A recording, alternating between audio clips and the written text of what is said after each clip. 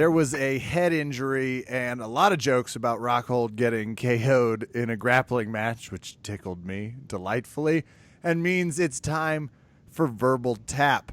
Getting really good at saying that because it's our 7-year podcast anniversary. That's right, 7 years, and the magic's still going. I am your host, Kevin. With me, of course, Raph Esparza. Raph, how do we keep it alive after this long? We just see other podcasts is really what it is. It's super simple.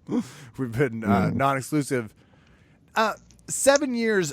We didn't make a huge deal of this because, you know, outside of some Brad Pitt movies, what's 7? I don't understand.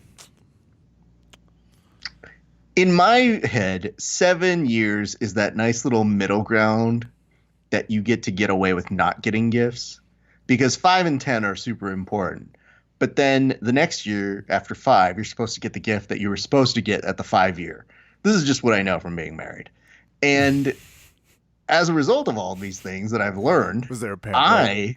Does it come? Yes. Is there something that gets delivered? Because that is so I swear to God, there's a fucking website that tells you every fucking anniversary. Great news. Sorry, go ahead. Let me see. What is it? 7 years of marriage gift. Let me see here. So just so you guys get an idea. I could podcast naughty. Is that helpful?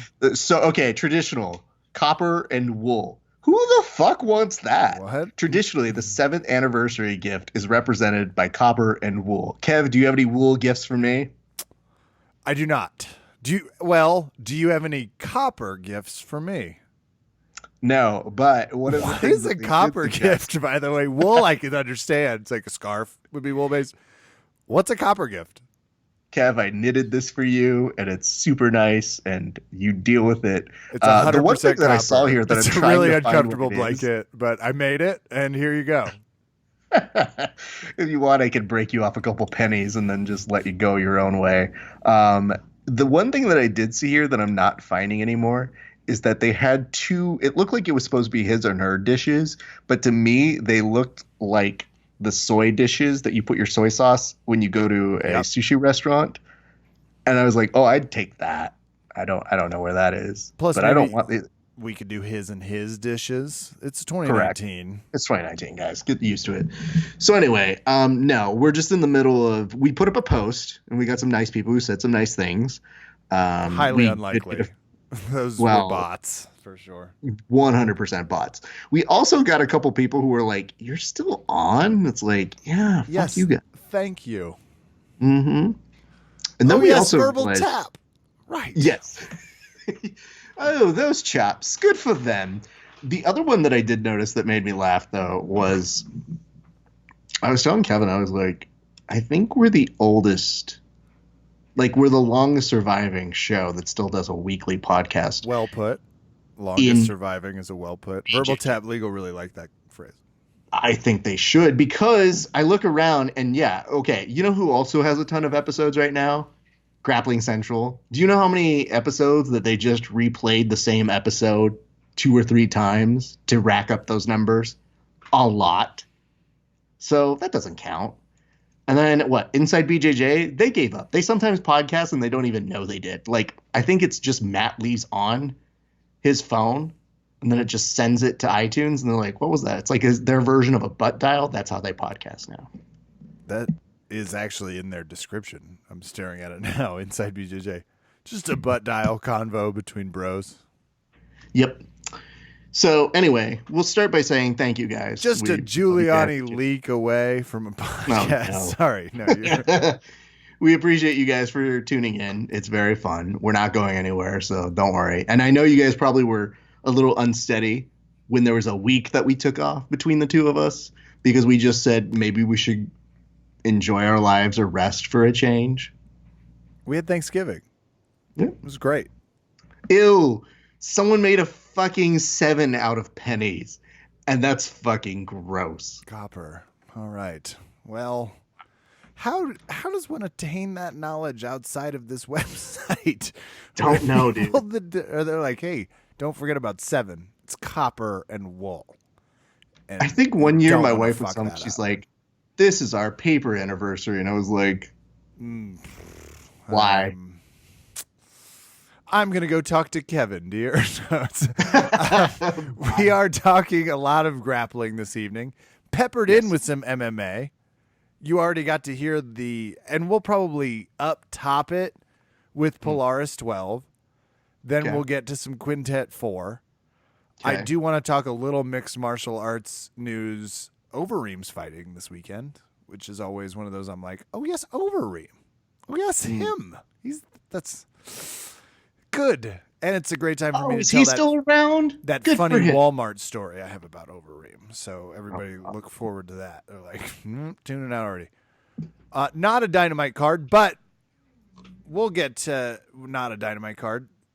Before all that, the BMF title belt, Raph. Price gone up or down from its original 850 mark. Your thoughts? Stayed the same. It is 100% still $850. Right. It's 50 inches long times 11.5 inches wide at its widest point. So one would have to presume that's the big front half where it's the whole foot sizer and probably just a half on the back. Black zippered carry case, ladies and gentlemen.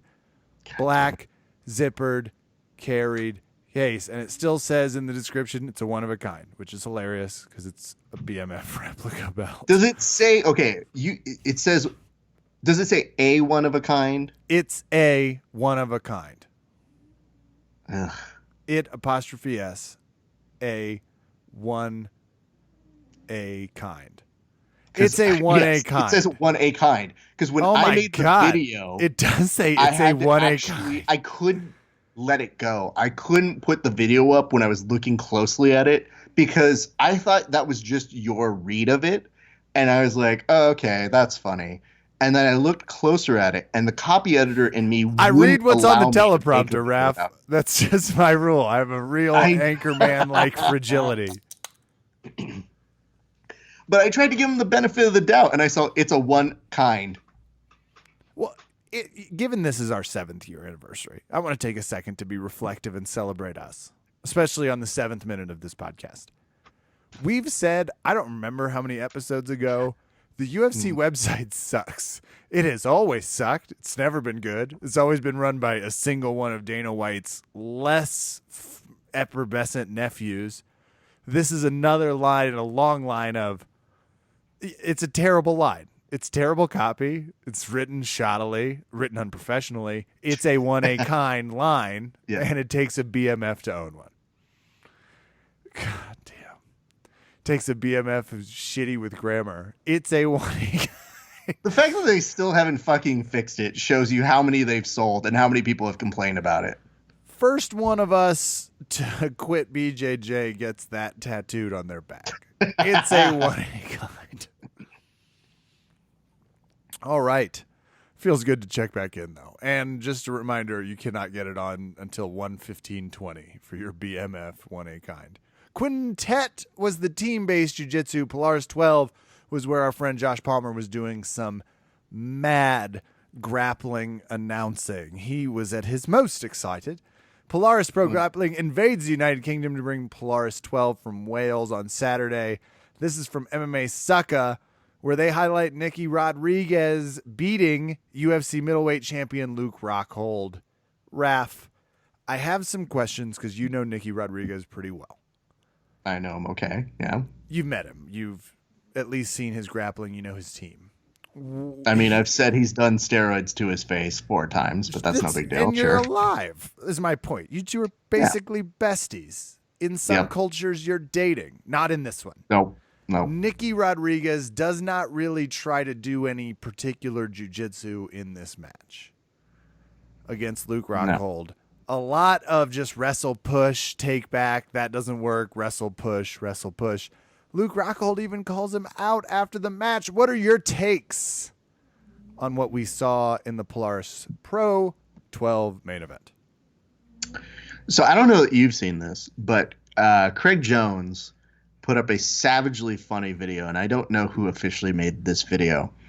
But what they did was they superimposed conversation about hating how much people butt scoot in jiu-jitsu with footage of Nicky Rod pushing out of the ring Luke Rockhold multiple times off the mats.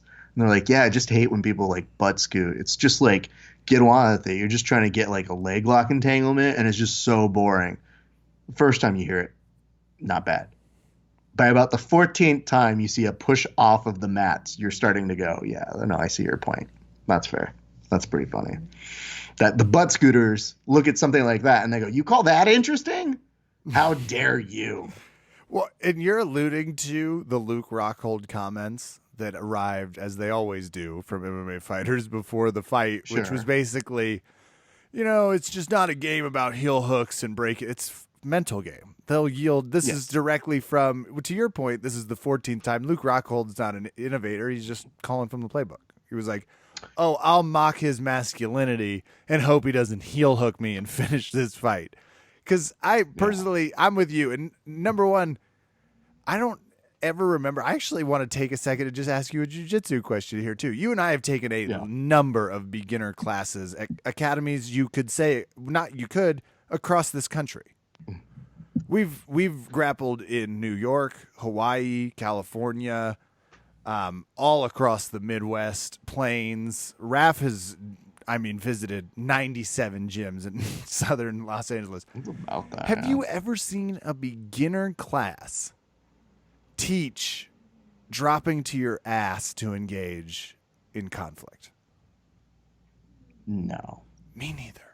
I've never once seen it, so I never know what the fuck they're talking about. And when Luke Rockhold did, I was like, okay.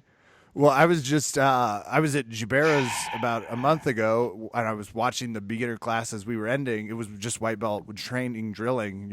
Any belt's welcome, but that's what it's specialized for. And they were teaching judo throws and wrestling takedowns. Just your classic ass scooting material. It's like, no one does that. The only reason Craig does it is because he's a sports jiu-jitsu player. Like, it's just such a funny thing to me. And do you think that played a role in why Nick did not do anything interesting? Okay. There's my hot take in a question, by the way. I phrased that very inflammatory. It takes two to do something interesting. So at the very least, Nick was trying to push the action. So I could respect that. Luke Rockhold, at several points when I was doing the live watch along, it kind of looked like Luke Rockhold was exhibiting douchebag posture. Now it's weird because you may not know what it looks like specifically, but when I say douchebag posture while standing up, you probably get a pretty good idea.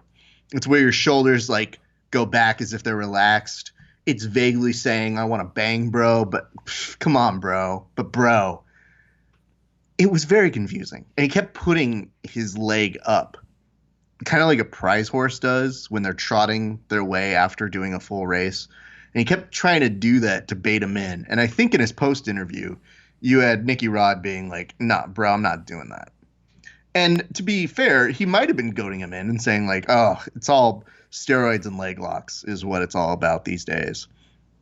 And so it's kind of weird. It seems like it's a little specified, like a little on the nose that he would be saying that when he's got an opponent who looks the part, but apparently is not.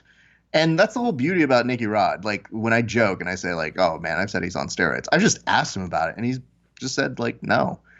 And whether you choose to believe that is on you, but like I do know the kid does work hard. And one of the things that is interesting about him is he was trying. I have to give him that. And at one point, it looked like he had at least an attempt to getting the back, and he got a good takedown at the very end of the match. So, like, I have a lot of respect for what he was trying to do. It was, if anything, Luke Rockhold. And this is how you could tell this is the difference between the two, Kev. Maybe a minor observation, but Nicky Rod goes 80cc style, which we all predict. Luke Rockhold kept a dad shirt on the entire time that he tucked into his shorts, which begs the question, why? Like, just wear a rash guard, dude. Like, if you're going to do it, totally, it's no problem. As soon as the match was over, he took off his shirt, and it made me realize something here, Kev. Maybe he didn't want to do that because he didn't want to be shown up by the better physique by one Nicky Rodriguez. I post that to you. I really was disappointed in this shirt situation, though. I don't understand why you took it off at the end. How do I explain that? Douchebag posture? I guess. I just know that when he did it, I was kind of like, bro, like, it's fine if you don't. Like, it's no big deal. Everybody has a general preference. But, like, Nicky Rod was not going to come here unless he had it written into his contract. I'm not wearing a rash guard. Luke Rockhold, on the other hand, though, choosing at the very end of the match to just be like, oh, this shirt. Oh, fuck it. No. It just made me wonder. I was like, why, dude, you're a fighter. Like, you're used to this. Like, if anything, you probably just don't give a shit unless you do. You never wear a shirt. Well, hold on. If he fights in the UFC again and wears a shirt, I say we cut this out of. I'm kidding. We retro and proactively apologize for it. Absolutely. Because I approve of his stand if he's going to do it multifaceted. But don't bring us the Thanksgiving gut. Like, the fans deserve a little happening here. Well, the thing that made me laugh about it, though, Kev, is that he just tucked the shirt in. Like, it was geeky. It was geeky. It would just look geeky. He had that, I'm just your uncle and I'm here because volleyball was busy. It's like, great. But doesn't it also prove your point, right? That this is a guy who's wearing a shirt and tucking it in. That's more indicative of that first day person that walks into an academy rather than somebody who has a long-standing understanding of, oh, yeah, I go to jiu-jitsu gyms all the time, and they just don't teach self-defense. Like, he's somebody who's like, fuck, I don't want to fight anymore. Can I make money off these grappling idiots? I don't really go. I'm just pretty good at it. Like, whatever, dude. Like, I'll go. But, like, whatever, bro. Well, they were not the only fight. They were a boring fight. And soon, Nick Rodriguez, I mean, I'm excited to see where his game evolves to, but I guess here is my only issue with the way he plays. He seems to avoid danger while simultaneously avoiding success. And I understand that he is obviously a successful grappler. This isn't a nix on several things he's done. Sure. But as I'm watching him, I'm like, okay, you seem like you have some semi-sweeps and a good takedown. Like, all right, so do you train jiu-jitsu? Like, what are some of the... I really want this to be taken out of context. Yeah, good idea. I'll save this one. I just watched Shazam over the weekend. It's fucking long and boring. Have you seen the movie Shazam? Are you familiar with this premise? Shaq's work? God, I wish we were talking about that.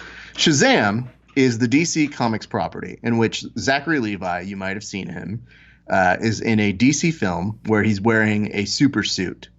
It's basically supposed to be buff, but he didn't get buff. And it's supposed to be a larger-than-life character that almost mirrors Superman. But the premise of it is a child says the word Shazam. So I'm talking like a 7-year-old child says the word Shazam, and then they, like, poof, turn into this massively hulking, beefy dude. Superman. I actually do think I've seen the trailer.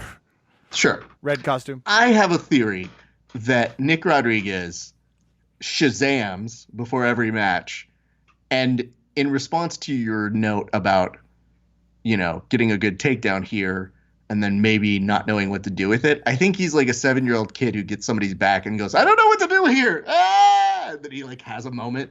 So it's like a minor freak out of like, shit, dude, I'm doing really well right now. Fuck, what am I supposed to do, dude? So could be that. That's my best theory so far, because here's the good news. I would say it's more akin to this. I think he's learning, and I think he's got these really, really dangerous opponents that he could very easily lose to just on the amount of time he's been training. But his evasiveness when he needs to be is fucking lightning quick, dude. Like, when he misses a snap down and most people would jump on that, he's already out of danger super quick.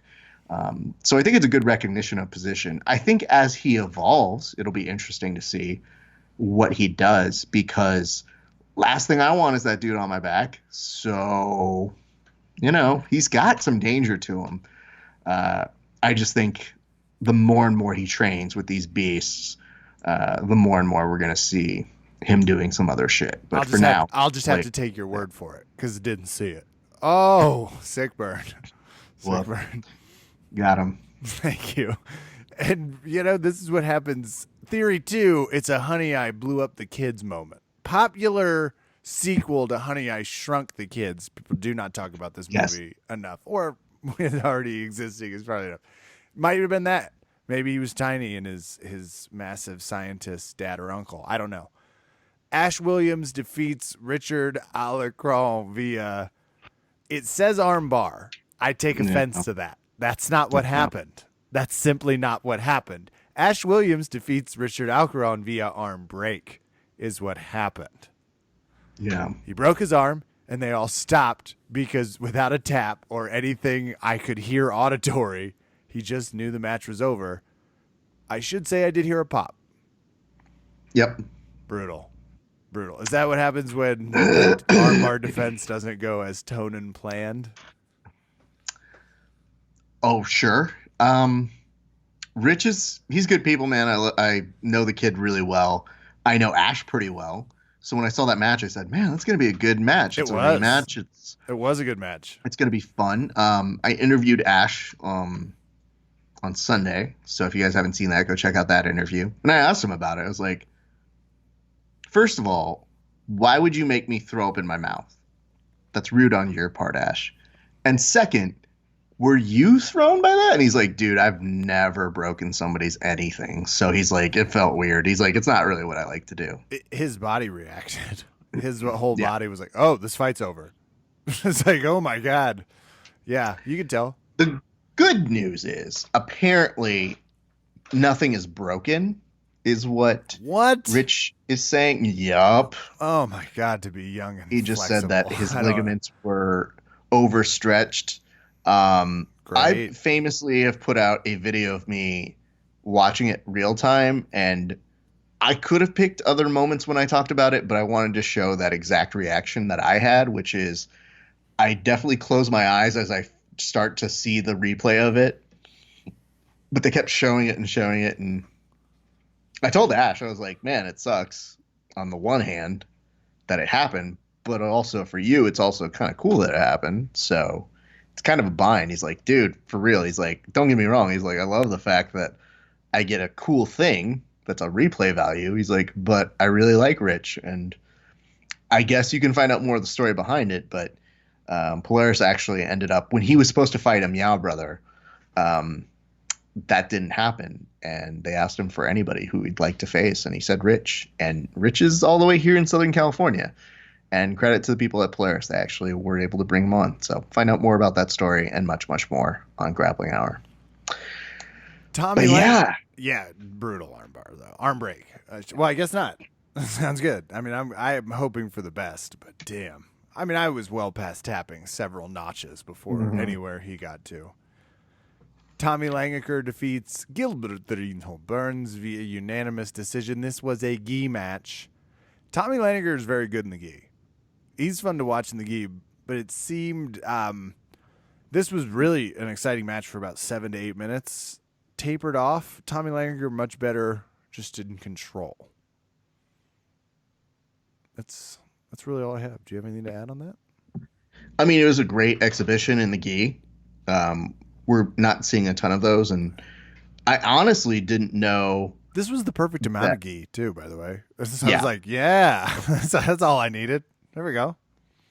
I would say this. I was glad that he made his way, into doing this in the gi. Because at first we had somebody asking me, they're like, who do you have in this match? And I thought it was no gi because I just thought everybody was no gi. And I was like, oh, I guess Gilbert might have the advantage on this one. And then once I saw them both in the gi, I was like, I changed my answer. Nope. Didn't know. Didn't know they were doing it in the gi. Very different scenario. I have Tommy. Yeah. So anyway, yeah, good match. I was very proud of him, and hopefully I get to do an interview with him very soon. So we're in talks. All right. Well, I just have like some small gripes about him not fighting Keenan more. I don't know if that's necessarily a thing that they do, but fair. It would just be nice to see them fight again, especially if we're going to be having some of these gi matches. Polaris, I'm going to go down the line. Michelle Nicolini does what Michelle Nicolini does and grabs the snap out of toe holding Vanessa English. But that was a great match. Vanessa English brought the noise, and that's no small feat with Michelle Nicolini. But this was a really awesome match. Yeah. They got into one position. It cracked me up to hear Josh and the announcer try to explain what position they were in. It's like, yeah, good luck, guys. This should be fun. Devonta Johnson defeats Aria Esparmaraz via unanimous decision, and PJ Bartz defeats Marcin Held via split decision. That was a good match as well. That was a fun one. PJ versus Marcin was aggressive, if you haven't seen it. I don't have anything else on this docket necessarily to call out. It seemed like there were some pretty good submissions on the prelim card, but I did not see those. And I want to comma this to Gary Tonin beat Davi Ramos in a grappling match. Boo. I know, but that's like two of my grappling crushes fighting each other early and late. It's pretty good. To me, it's like one of Gary's biggest wins in an extremely long time in the grappling world. And normally I would just, belittle him. I guess I would like find something to pick apart here. But when he beats Davi fucking Ramos, who's a barrel of violence, I'm impressed. So that's all I got for those. I want to transition to Quintet 4. Okay. As we transition, I first want to hear, and I should mention Gary Tonin won via decision, so it wasn't like it was that impressive. So I do want to share it now that I've read a little bit more about it. Win like a man. Patch beyond. I'm so tired of this. Skimping by on his good looks and previous resume. It's like, you're as good as what you did this week. And what you did this week was tie Davi Ramos as far as I'm concerned. I feel so much better. I thought it was via a triangle. Hey, Gary, have you won any MMA matches in the past 3 months? No. Not that I've heard of. Hey, Gary, what's in that little briefcase at one net? I don't know. Because you couldn't James Bond yourself to do one small thing. Open the briefcase. Quintet 4. You were talking about this because you're talking about a lot of things. Actually, that's what we were going to get to first. Hold on. You just talked to Tackett, who got hit in the face, as we famously talked about last week. What was his response? For all of that and more, you got to head over to Grappling Hour, but I just want, if you don't mind, giving me a little bit of the inside look. How do I tell you without giving away everything? He needs reconstructive surgery, and he's going to be on a he said, and here's the thing that I was most like, whoa. I go, hey, man, you got punched in the face. Like, what the fuck, dude? And he just goes, yeah. And I go, okay. Did it hurt? No, it was okay. And then he explained, he goes, and I think he was making sure not to fully sell Tex out. He was like, I mean, he wasn't standing up, so it's not like he could put his hips into it. He was just kind of seated down, and it was just kind of like a slug. And, he's like, I've been hit before. And I'm like, oh, God, dude. I don't want to know how many times you've been hit before. He just pawed at you, though, right? And he's like, yeah, man. Yeah, it was fine. So his ability to very nicely say in so many words that it didn't register as bad was good. And I mean, here's the thing, we also talked about, we mixed perspectives because I told him what I saw on my end. And then I asked him what he thought about my and Gordon responses to it, because I realized, like I said, several days later, I was showing it to civilians. And when I did, I realized, oh, right. They have no context to this. So when I show them the clip, I go, hey, this is my voice on it. I didn't actually listen to it until I was showing them. And I was really curious to hear how I called it. And I definitely was saying like play-by-play stuff where I go, yeah, it looks like Tex is inching forward. Whoa! And I go, oh, shit. Yeah, that's about right. Yeah, it's about what I expected I would have sounded like. And they're like, dude, how did you stay calm in that moment? I go, well, for one thing, I was on a balcony, so Tex couldn't find me. And two, because I think the kid was okay. And I want to say this. I wanted to get his response because I wanted to make sure that he had an opportunity to tell his side of the story. I know he put it up, and I know that a lot of you guys have said things about it, but I thought it was important that the kid get an opportunity to speak about it. And in case you're wondering if we're just shitting on Tex, Tex was actually trying to get on the broadcast I was doing on the Let's Watch for Polaris 12. He was watching me, and he was like, "Hey, man, I want to come on." And I was like, "What do you mean?" Well, we at And I was least know he broadcasting doesn't listen to this podcast because he No, was like, I "Your think he co-host is might. a d-bag." think I he heard what he does. said. Okay, hey, great news. I think he does. I think he's into our brand of nonsense. But he was asking if he could come on the show that I was doing the other day. And it was punch just me you. watching. Inappropriate. Oh, I know. But I was F thinking cannot this. handle what a Tackett could handle. Not even half. No offense. Well, when he was saying this to me, I was just kind of like, all right, Tex, like, well, he was watching it on Instagram, and I had to explain to him, like, dude, I'm just Instagramming from my iPad. Everything else is literally off of this one stream. So if you want to come on, he's like pressing the button to try and jump on an Instagram live with me. And I'm like, no, you're not listening to me. Skype call me and I will put you on the show. And he couldn't figure out how to do it. And it was really pissing me off. I was like, dude, we've interviewed before. And he's like, I changed my number. And then on the live broadcast, he proceeded to put his new number on the comments section. Oh, no. And I was like, Tex, don't do that there. I was like, I'm private messaging you, dude.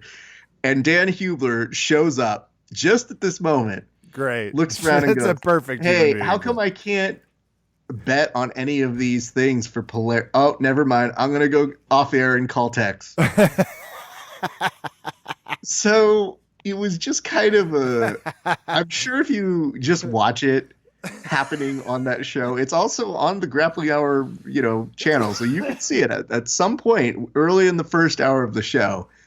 There is definitely a version of me trying to tell Tex, call me on Skype. Here's how to do it. We couldn't get it done. He apologized to me. But yes, if Tex had been on my show. That sounds hilarious. One, I'm a big fan of people. On my show there, Kev. Oh, go ahead. Sorry. You know 100% he would be asked about it. That would have been your first question. You'd have been like, well, I guess second. You were like, how are you? It's great to have you on. And second, you punched a Tackett. Would you like to comment? You punched a child. Let's talk about that. Your thoughts. So it was kind of rare, though, Kev, that somebody was going that far out of their way to try and get on my show who, I don't know if he's just moved past it or doesn't care about it or figured I might not ask him about it. But you have to figure, just the way I interview people, that's going to come up. Yeah, it's going to come up. We have a lot of questions. And, I mean, It's good to hear that Taggett's just like, what? Did he punch me? Felt like a kitten lick. Tackett is pretty great. So anyway, in answer to your question, Tex trying to I get think on he took it pretty well. Oh, and before we talk about Quintet, Tackett is apparently participating in some international quintet that I didn't know about. That he's like, dude, I'm going to the Ukraine and we're doing kind of like a Mighty Ducks situation. And that's what I tried telling him, and then I remembered he's a child. There's no way he even knows that reference. Mm-hmm. I even said to him, I said, you have a Mighty Ducks 2 sort of situation here. And he just blank-faced me and was like, uh-huh. I was like, he doesn't know. God damn it. Old. Fuck. You can also see that at Grappling Hour as well. You should see Mighty Ducks 2. I feel like there are certain movies that we should force children to know. I thought we were. I thought everyone. This is a little Emilio Estevez's fault, I think. But I'm not gonna get. Well, I blame parents. Is really what this comes down to. And now there's a fucking Disney Plus, so you better tell me that there's no, there's not an excuse that you have to get around doing this, people. Check out our next podcast, movies you should force your children to watch. Where two people who do not have children tell you about why you should parent this way, entertainment-wise. In the time that we've also been, because we're going to get to Quintet in a second, but I just kind of want to pepper in a couple of these things. In the time that we were gone, apparently Dana White and Floyd Mayweather trolled us or are working together, or Zuffa Boxing, or Floyd Mayweather says that he's coming out of retirement. Who knows? Well, Tito Ortiz says he's still ready to fight John Jones. God damn it. If he could just get someone to return his calls, he would really like to take that fight. I don't know why we let him talk. I don't know how. Well, let's take a little MMA detour before we get to Quintet 4, because there are some things to cover schedule-wise. Okay. Overeem is fighting Rosenstruik, and that's in D.C., back at the Capital One Arena. It's formerly Verizon Wireless, as I know it, but it changes every few years. We have Usman versus Covington coming up here December 14th. They can't help themselves. They're doing a 7th, a 14th, a 21st, a 29th, a 31st, and a 31st. Again, to brag about us on year 7. Once upon a time, you and I just reviewed the schedule for 1 year, and we were like, here comes up. And that was probably the amount of events there was, what I just read through December. There was a good amount of events, but nothing like this. So you know what has me just tickled pink, though, Raph, on ESPN now? They are listing Bellator events. I know. Scheduled events now includes Bellator. It does not list national TV, which is just a little bit sad. But last fight I want to call out, we finally have found out what is going to become of that young, fiery, upstart criminal, Conor McGregor. He will be fighting Donald the Cowboy Cerrone. I, for one, am elated that Cowboy Cerrone is going to make a lot of money beating up an Irish person. So you think he's going to beat him? I don't know. But he's going to make a lot of money. That's where I'm like, good for him. Kev, I'm trying to make you some money. Am I invited? I don't know if you've taken a look. No, you're not invited. But I'm trying to tell you to look at the odds. The betting odds right now, or at least where they were on November 29th when we were doing one, Conor McGregor opens as nearly a 3-1 favorite over Cowboy Cerrone. I'm just headed over to my bookie AG, not a sponsor, just who I've been using lately. Thank you, Raph, for that small tidbit. I just got to get this before we air it because I do know we will sway the line. Mm-hmm. Oh. You know that all the major bookies listen to us to get their last minute. Like the amount of times they've switched on a dime over under Kevin moments is there. It's insulting that we don't get some sort of credit. I'm just headed over to MMA bets and I'm there. Mm-hmm. So we should maybe couple these two things together. The first of which is the fact that you have Pearl Gonzalez, who broke an opponent's arm in a combat jiu-jitsu match, which was nasty. Then you also had, Red getting his arm broken in the match with one good Ash Williams. Having said that, if you haven't taken a look at there was a weekend, though, there was the Quintet event, and Satoru Yamada went on a run. And you know what's funny, Kev, is he basically did a WWE BJJ video that John and I filmed about 2 or 3 years ago. Yeah, that's basically what he did. But he added a little bit of twist where he was doing it in reality and submitting people. First of all, rude. Everything I do is in reality. That was a shot. I don't mind. That was rude. It's fine. It's fine. You know what? You tell John that you can't see him doing that to you and watch and find him doing it, because it starts with a kiss of a dragon, and that's a move he can actually pull off pretty well. But yes, so amongst the amount of great things that you could see, by the way, shout out to Gio Martinez, who did a great job on the commentary for he was good. That Quintet. He handled this well too. Mm-hmm. I was very, very happy to see him do well because, it's a tough gig and it can go many different ways. And I felt like he seemed very comfortable on the call. And there were a lot of fighters that we frankly didn't know on this one. So there are people that you might be familiar with, but I don't think you know them as brand names. So it's very interesting. And I think part of the reason that they do these, even though they're terrible times for us here in the States, is that they try to keep momentum going so that they can get to the next one. Well, the next one's in Vegas. And I've been contemplating going because it's December 12th. And if it works for my schedule, I might try to apply and go out that way. It's in 10 days? Because I really did love it. Yeah, it's in 10 days. It's next Thursday. All right. Yep. Fuck yeah. So we'll see if the schedule opens up, but I would be interested because they're going to have 4 different old school teams going up against each other, and I'm intrigued to see how that one comes off because the big problem has always been what current jiu-jitsu prodigy do you get to come in on your quintet team that's not really a team to make it happen in this style. And this will be an interesting format to see how they do it. So, well, 2 things. One, I found these matches, including his run and Gio's commentary, super exciting. 2, bet placed, Raph, so we're all set. Everything's good. I was wondering how long I was going to have to stall for. On the Cerrone front. Well, while you're at it, you should probably see what odds they're going to give you for the 5th time they try to make Khabib versus Ferguson happen, which we said it's a fish, and somebody goes, "Offish?" And I was like, you know what? I'm not going to say no. Because I don't know if that's going to come back to haunt us. So I'm just going to let it be. There's multiple moments where I find myself thinking, should I be betting on John Jones? And if that's the case, I'll put it to you and this community. Okay. Any other Polaris 12 notes outside? Quintet 4. I'm still on a, as one coworker called it, a tryptophan coma.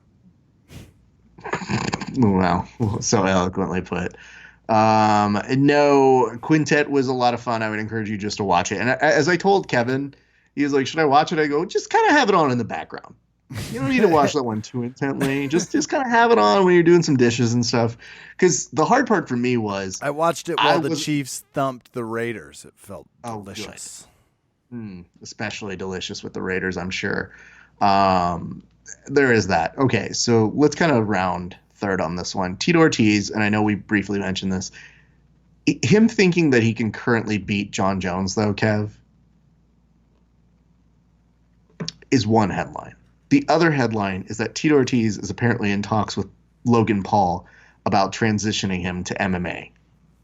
Hey, if you are curious what Tito's bored with, the answer is his current life.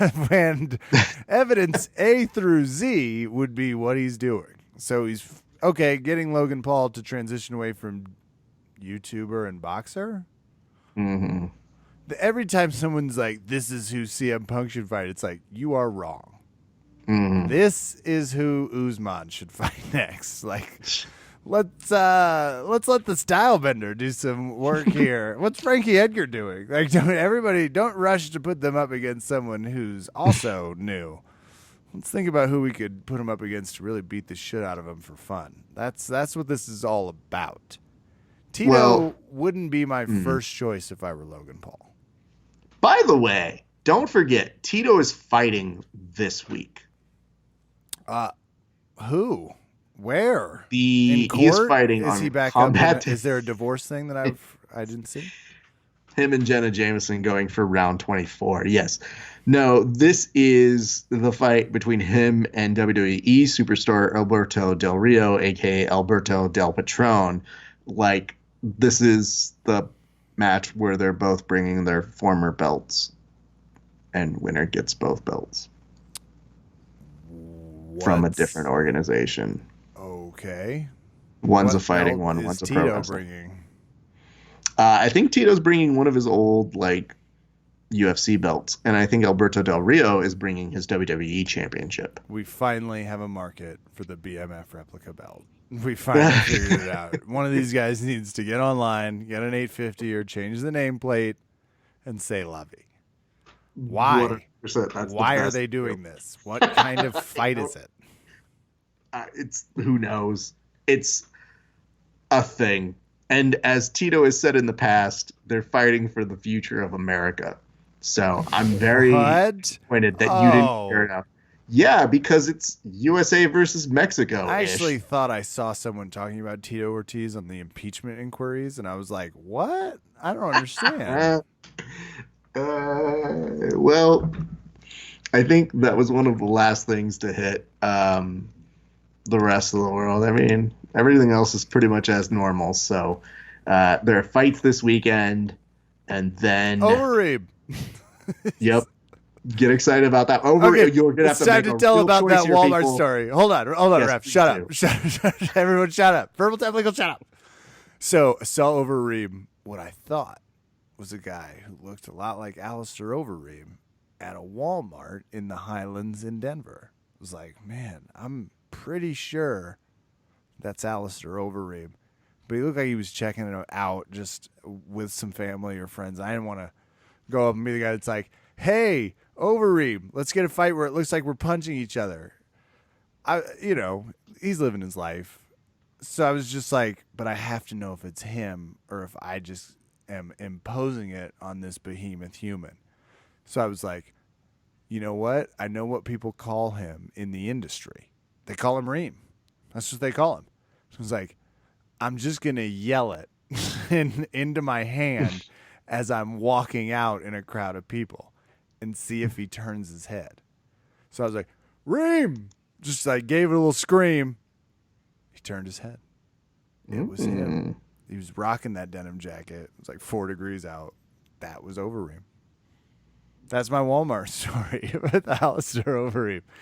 Happy holidays, everybody. I don't remember if it was near the Oddly, holidays. probably the best Walmart story Reem does have, by the way, though.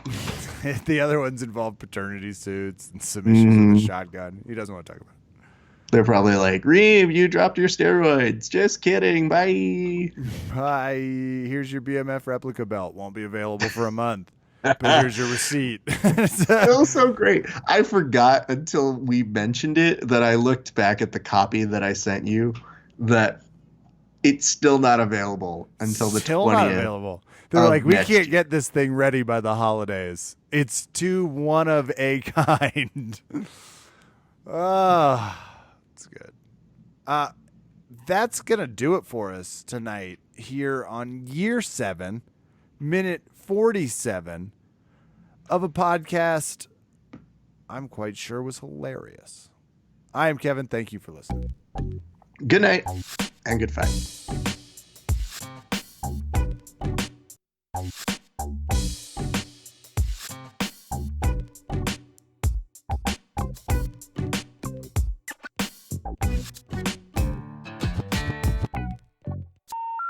The number you have dialed has been changed.